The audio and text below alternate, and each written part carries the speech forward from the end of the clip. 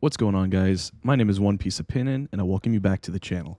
Today, I'm with my buddy Edenz, and we're here to discuss the possible ending of Wano. What's up, Edenz? Yo, thanks for having me. How you doing, bro? I'm doing pretty good.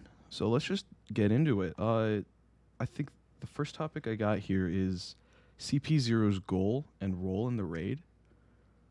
I have my own ideas, but why don't you go ahead first? All right. So this is a bit tricky because I don't think it comes down to just solely one thing. So just to get the obvious part out the window, we know back during I believe it was Act Two, they came to Wano to negotiate with Orochi for I believe it was like Sea Prism Stone because that's where the material originated from in Wano. So obviously that's one goal of theirs. They certainly could use a lot more of those. But I Yeah. I have a theory that I'm currently working on. I don't mind sharing that with you. I think something else that's going to be a goal that they're going to try and gain without even realizing it will be Momonosuke.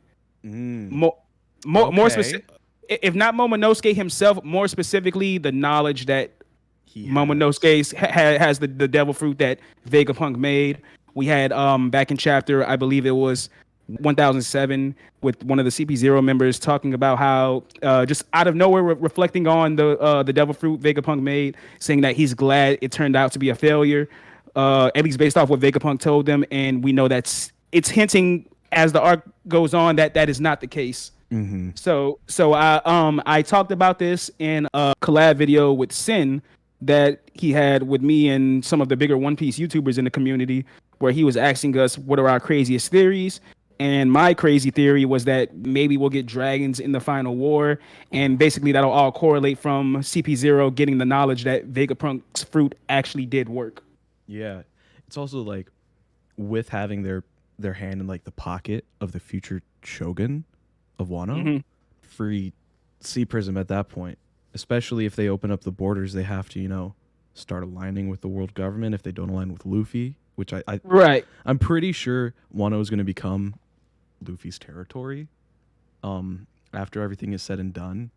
Leading into the next topic, this does it's the final villain that it's been revealed that there after Kaido, there's going to be another, not as major but still a final villain in Wano. Um, Didn't that come from it was somebody who works on the One Piece anime, like the director of the One Piece anime or something like yeah, that? so that like I'd have to double check actually. Let me look. Future editing me cut this out. So I found a Reddit post. Um, yeah, the director possibly revealing that there's another big enemy at the end of Wano. So my thought on that was, what if it's actually CP0? And my thoughts on that were, let's say, end of the raid, Kaido is defeated but not dead. Or on the other hand, let's say Kaido is super wounded but he's still up and but he's got the alliance beaten. And as they're fleeing, CP0 comes in, kills Mhm. Kaido, and then the alliance has to defend themselves against CP0. All right. Right. So the way I could see this going down is CP0 kills Kaido, Luffy and his crew, or Luffy and his crew in the alliance or whatever, defeat CP0, making Luffy like, how should I word this? It would make Luffy in the eyes of the world government and the world as like globally, he'd be a Yonko at that point, a Yonko level threat. Because if CP0 was able to kill Kaido and then Luffy defeated CP0, boom. That's all anyone needs to say he's a Yonko. So I agree with that in a general sense. Not saying you're wrong at all. It's just the details are just a bit tricky, only because there's just no way of there's no way of predicting where this is gonna go. It's all There's just so many speculation. variables. Yeah, Yeah. there's so many variables, so it's just so hard to tell. But I feel like we're on the same page with that. So how I had always, at least in the moment, am determining it right now is because it's just really hard for me currently to see Luffy with everything he's going through right now, uh, bring down Kaido while his group, that being the Straw Hats, uh, potentially plus Yamato, all still being capable of taking on CP0 if we're also to assume that they're these high level combatants, which Mm-hmm. I think we both agree that they are. Um, I want to say they're Kaido level. The only No, no, no, reason, no, no, not Kaido level, but I'm saying in the sense of they're all going to be really worn down. They're yeah, all going to be beaten up. So how I had always determined it is going to be like something happens. CP0. Okay, so once Kaido goes down, CP0 is gonna move in and try and initiate whatever plan they have. But I feel like the biggest key contributor to stopping them will be Sanji. ooh, okay, So why is that? all right, so this is something else that I'm gonna be bringing up in another video. Probably gonna be the next video I drop. So there are a number of things in regards to Sanji that I think he has potential to accomplish in this arc. So Same. as of chapter like 1015 or 1016, we saw Sanji is now being matched up with Queen. I think there's a lot of good things that are gonna come out of that fight, which I'm gonna touch on in my video, stuff like about Vegapunk related stuff as well. And we could hear So, exposition from Queen about right, Sanji's father and their past and stuff. We get that exactly, and type of exposition all the time in One Piece fights. exactly. And in terms of CP0, they've already previously mentioned Vegapunk, which is all one key thing because Vegapunk is already. This is the second time Vegapunk has been mentioned. I think that next time it'll be Queen. But in regards to Sanji and CP0, so when I talk to some people about this, I always say Wano has these callbacks to multiple arcs previous in the story. We know obviously there's been the big build up to Wano since about Punk Hazard. Yeah. And you can argue Fishman Island, but more so Punk Hazard. I'd say Punk Hazard because Right. we really didn't know anything about Kaido until, Right. Law was Until like, Law, I got a right. plan to assassinate Kaido. Right. So here's why I'm saying Sanji, because there's a lot of things going on here that I feel like are being set up to work in Sanji's favor. So going into Wano, the very first chapter, I believe, or let me not say the first chapter of Wano, wrapping up with the whole thing with Whole Cake Island when Luffy got the big boost in his bounty when the world started calling him the Fifth Emperor. Sanji got an increase in his bounty, and at the time became the second before Jinbei became the second highest Straw Hat in terms of bounty, Yeah. barely over Zoro's. And Sanji's immediate reaction to that was, he was upset because it was only because of his relation to his family, the Vinsmokes. The only reason why his bounty got an increase.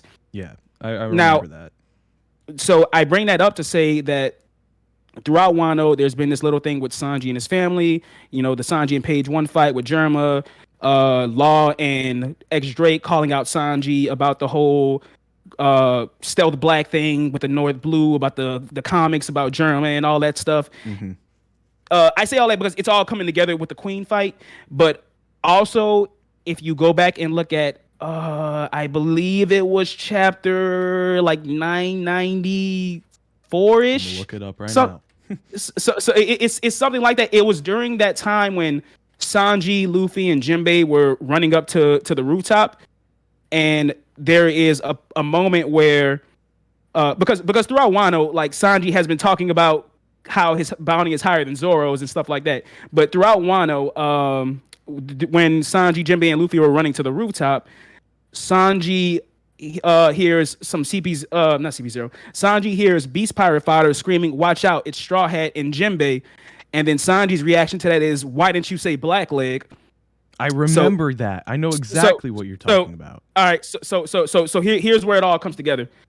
Like I said, Wano has done callback and references to multiple arcs, but I would argue the arc that has the most callbacks, or one of the most, is Thriller Bark.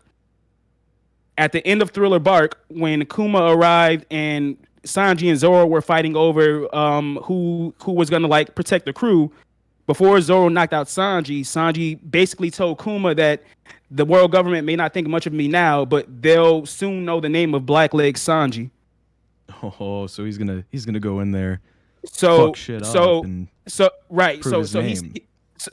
right. So he said he said something along the lines of like I'm gonna be the one to cause the most trouble for them. And I don't see how much more trouble you can cause the world government outside of interfering with CP0's business, since they are like the direct Oh, dude, it all workers just for the connected Celestial in my Dragons. mind, dude. Like they're the that ones makes who total directly sense. respond to the celestial dragons. Like, yeah, Luffy punched a celestial dragon, but outside of like getting their official business done, I don't think there's much that you can do to disrupt the world's government business outside of tampering with CP0. Or Does it? directly harming the Tenryubito, you know? Right. But since CP0 are here in Wano, I feel like that's where Sanji's final moment is going to shine. Where maybe he doesn't like really fight them all and defeat them, but he does something and they're forced to retreat. Okay. And is it all like kind of coming together now? Yeah. Okay. So you're saying from Sanji's quote back in Thriller Bark where he's like, I'm going to cause the most trouble for the world government. And you can mark my words on that, right? Right. Before being knocked out by Zoro. Right, and I point that out because Thriller Bark has had a number of references here in Wano, like the stuff with oars. We had that be brought up. Brook fighting a spider. Brooke. The fact that Thriller Bark was the first arc where we got the name of Kaido. We got the Gecko Moria callback in between Act 1 and 2. Yep. Like there are just a number of things here. I think a big callback that people.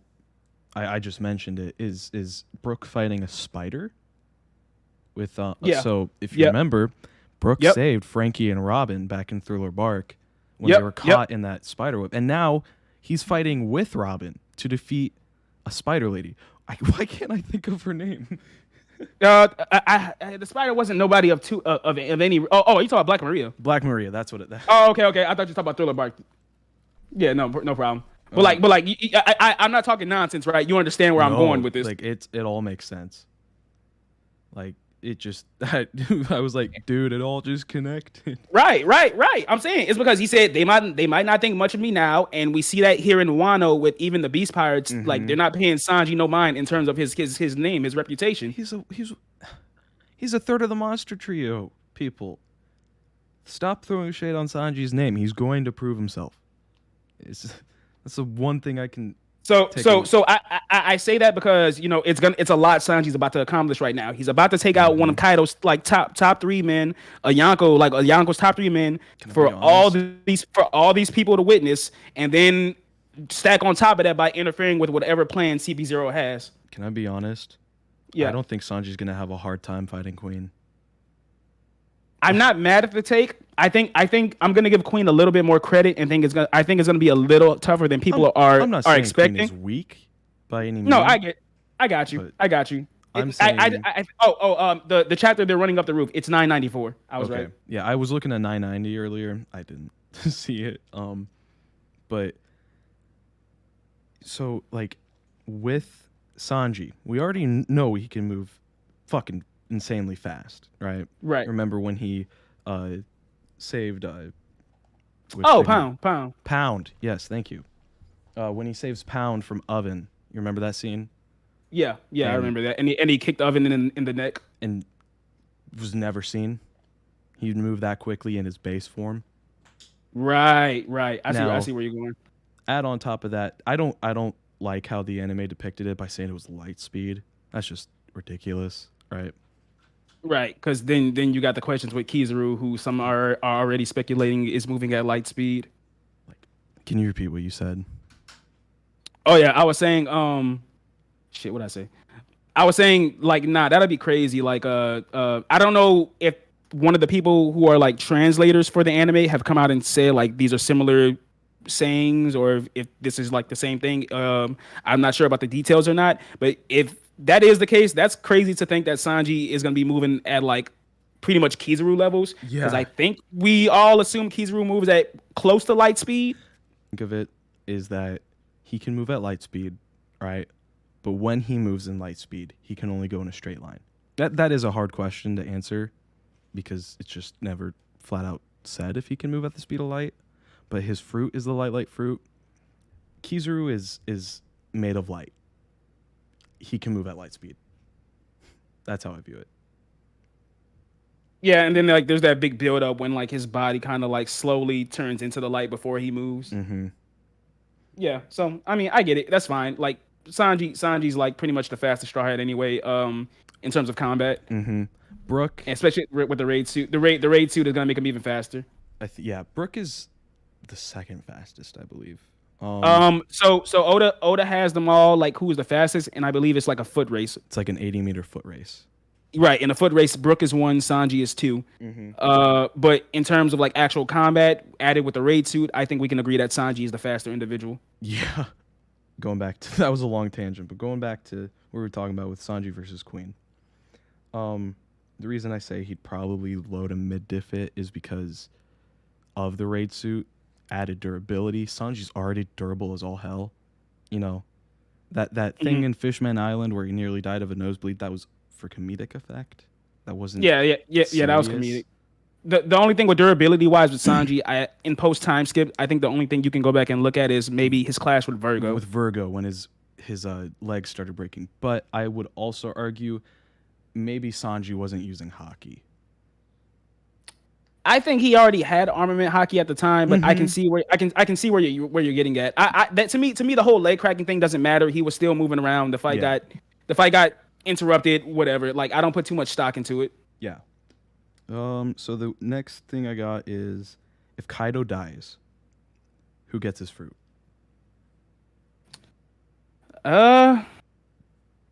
That's a good question. If I had to pick anybody, I would just assume it's CP0 because, like, again, I'm not in the camp that believe Blackbeard is coming to Wano. Neither am I. I'm not saying it's impossible. The option is still out there. I just think it is on the very small percentage of the chances of that happening. It's very But unlikely. if I had to just choose who gets the fruit, it would have to be either Big Mom, if you assume she survives post Wano, or CP0, since they already know if they see what Momo can do, which I think they will, then they'll try and reclaim Kaido's fruit and get Vegapunk to do more experiments with that. Yeah. Okay. I was gonna ask, if Big Mom dies, who gets her fruit? But honestly, the answer stays the same, except instead of Big Mom, it's Kaido that gets it.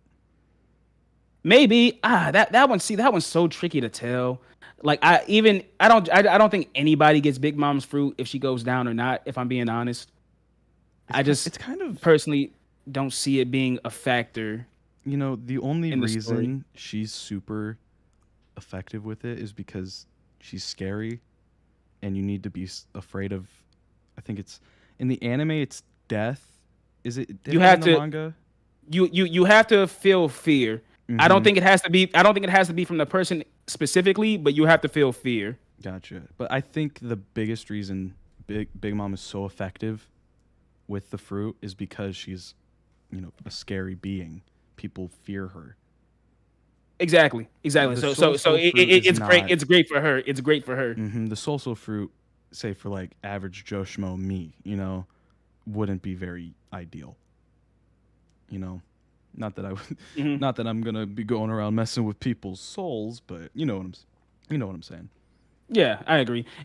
Okay, so how much stock? I don't know if you've heard the theory or not, but there's a theory that some people speculate that some of the members of CP0 who are here in Wano right now are some of the children from Big Mom's past who somehow managed to survive and not get eaten by her. The only problem I have with that is Streusen saw Big Mom. It's just like I feel like he would have also mentioned that some of the kids got away. So in regards to Streusen, the only reason I don't see him bringing that up is because he saw an opportunity to get Big Mom under his control. Gotcha. So I understand what you're saying. No, like that it's a reach right now, but Yeah. but it's I understand why that theory is so strong as it is when you look at how some of these members of CP0 look compared to some of the kids at the time. I bring that up to say that if anybody took an interest in Big Mom's fruit, I know I kept saying the whole thing with Kaido and CP0, but I feel like CP0 would take interest only because of the whole Mother Caramel thing. They've seen the fruit in action. Maybe they feel like they could do something with it. CP0 is a feared organization, so it works as well. I don't know how much I like that CP0 is the survived Big Mom's cannibalistic attack. I don't know. I think if we got if it does end up being real and we actually get to see like how they got away, I think it would make sense. The only reason is because like we're only thinking about it in a very specific kind of way, and we don't have too much context to the situation, so we can't really predict how something like that could have unfolded. Mm-hmm. Because, okay, correct me if I'm wrong, but Mother Caramel worked for the world government and was selling children to the world government to be trained into Yes. cyberpol agents, right? Yes. Was it only CP9 or is that It was Cypherpole. It was Cypherpole. Period. okay? Yeah, yeah. It wasn't. If I'm not mistaken, it wasn't stated specifically like what Cypherpole the kids were going to be brought to. It was just the fact that like she was selling them to the world government. Because CP9 is made up of like basically orphan kids that have Yeah. nothing left to tie themselves to the world, basically. Right. And I don't think it's crazy to assume to say like maybe some of these kids did survive, at least two of them, because so say they did survive and they did join CP9, but they could have easily just moved on to CP0 because we see that's the case with Rabalucci, Kaku spawned them even, Yeah, exactly. So it's like I could see a few of the kids surviving, definitely. Like I'm not disagreeing with that because like if you're a kid, you seeing one of your friends get eaten, I don't care who you are, you better be running. So I think it makes sense that at least a couple kids survived. Maybe Mother Caramel, she tried to protect the children. I think that's the only way that really would make sense for Big Mom to get the social freeze. How I always imagine it. Maybe potentially Mother Carmel used her devil fruit to help some of the kids just barely get away. She was well aware of the fact that she could make homies herself, so maybe just in that last ditch effort, she helped like maybe like two of the kids get away. I'm saying two because there's only two that everyone is correlating to being kids from Big Mom's past when you look at their designs. Unfortunately, that's all the footage I was able to recover. Regardless, I had a blast making this video and being able to sit down and ramble with my good friend Edenz. If you liked the video, please leave a like and subscribe. And while you're at it, check out the link to Edenz's channel in the description. I hope you're happy and healthy. I'll see you in the next one. Later.